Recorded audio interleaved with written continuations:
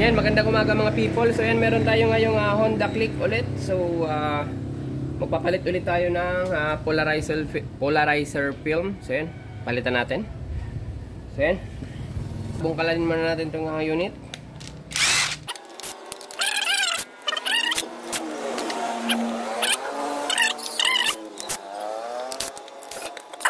So yan, ito na yung main board nya. So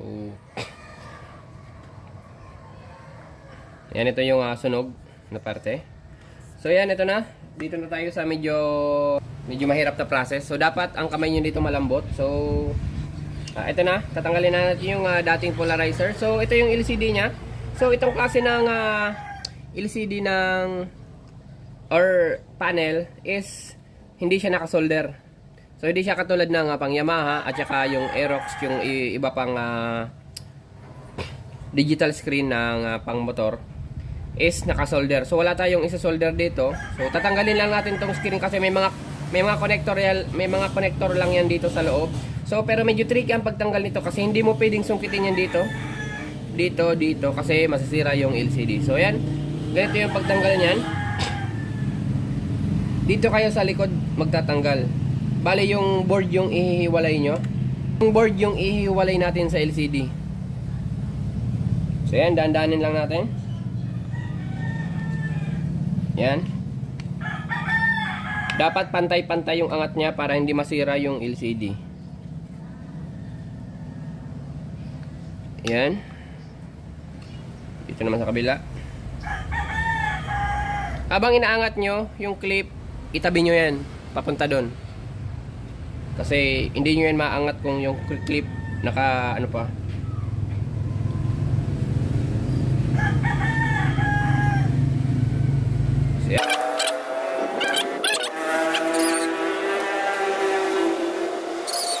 Nga pala, wala dito yung yung motor. So dinala lang to ng client. So bale yung kabilang shop yung nagpagawa na sa atin ito. So yan, shout out Papa Bong, Pink Shop. So sila na yung nagtanggal. Tapos sa atin na yung repair job ng LCD. So yan.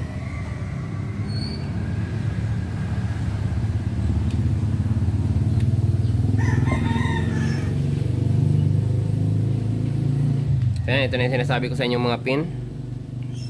Yan, hindi siya nakasolder. Pero medyo kailangan ingatan lang ng konti kasi sensitive talaga tong LCD.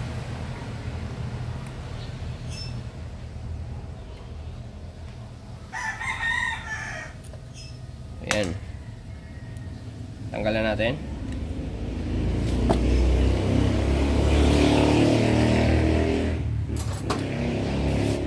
Kailangan magaan yung kamay nyo kapag magtatanggap kayo ng trabaho na ganito or magdi-DIY kayo. Kasi kung hindi naman kalmado yung kamay nyo, huwag nyo na itong galawin. Sa iba nyo na lang ipagalaw kasi baka masira nyo lang. Katulad nitong mga pin, kailangan hindi magalaw yung kamay nyo.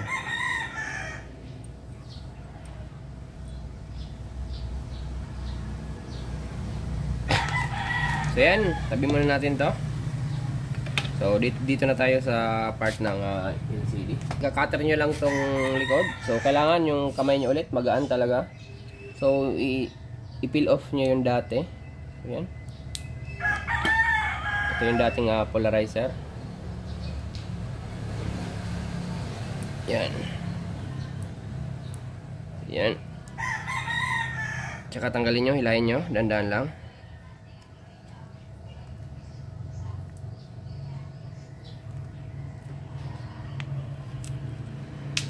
Yun. Yan. Tanggal na natin. So may mga dikit pa yan dyan. So ito ngang LCD na to is medyo swerte tayo kasi yung glue hindi naiwan dito. May mga konti lang sa paligid pero halos napunta dito. Kasi once yung glue napunta dito, kailangan yung mano-manuhin yung tanggalin yung dating glue. So yung vlog ko nito, yung pang sniper, andun yung process kung paano matanggal ng madali yung glue. So yan, panoorin nyo na lang kung ma-encounter nyo. So punasan nyo lang yung paligid na matanggal yung glue na dati. Saka wag na wag nyo itong ibabagsak kasi pag binagsak nyo to, automatic yan. Abono. So yan, natanggal na natin yung mga glue. Natanggal na rin yung putang ina. Yan, may mga konti pa pero okay na yan. Hindi na yan makikita.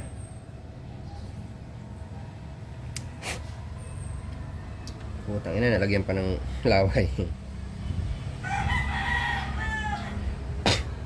So yan, dito na tayo sa polarizer. May magtatanong na naman dyan, paano kung mabaliktad yung kabit? Oo nga naman, pag mabaliktad talaga yan, hindi yan gagana. So ganito yung, bago nyo ipil yung protective layer dun sa glue, kasi kabilaan yan, may glue yan, ipatong nyo muna. Halimbawa, ito yung LCD yan, gaganyanin nyo. Yan, pag hindi yan umitim, meaning baliktad talaga. So kailangan yung baliktarin. Yan, dumilim na. Oh. Yan yung tamang posisyon, yan dumilim. Nakita nyo, dumilim. Pero pag ganyan, hindi. So meaning dito, ibabaliktad nyo. Meaning dito yung tape na babaklasin nyo. So yan, linisan mo natin yung mga alikabok.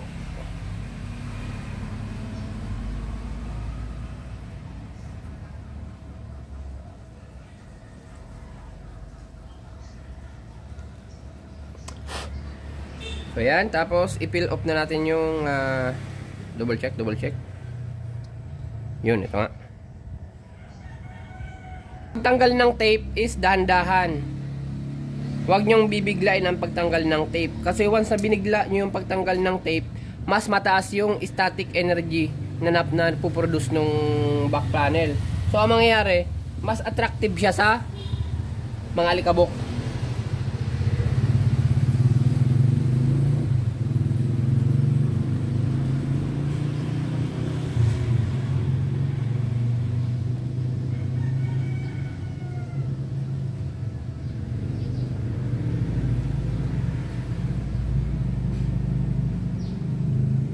Yan.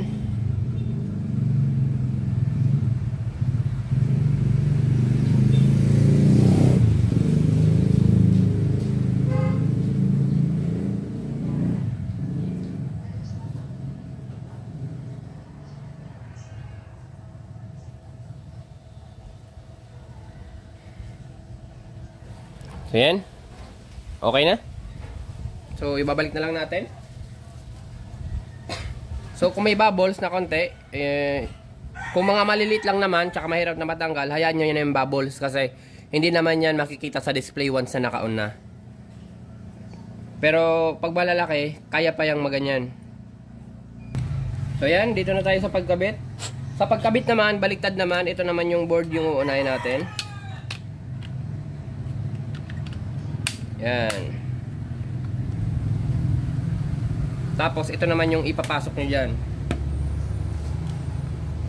Kailangan dahan-dahan ulit. Tapos kailangan yung ipasok sa mga butas ng terminal yung ano nya, yung mga pin ng LCD. So yan. Yan. Tapos sabay-sabay nyo yung ipupush. Dahan-dahan lang. Dapat sabay-sabay. So yan, napasok na siya. So, make sure lang ng lahat ng pin is nakalabas dito. Yan. Buuin na natin.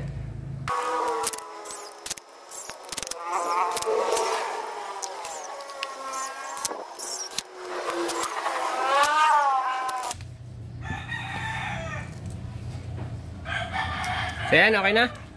So, yan. Wala na yung burn. So, hindi na natin ito matetesting kasi wala dito yung motor. Ayan. Ito yung nasusunog sa init. So, ayan. Thank you.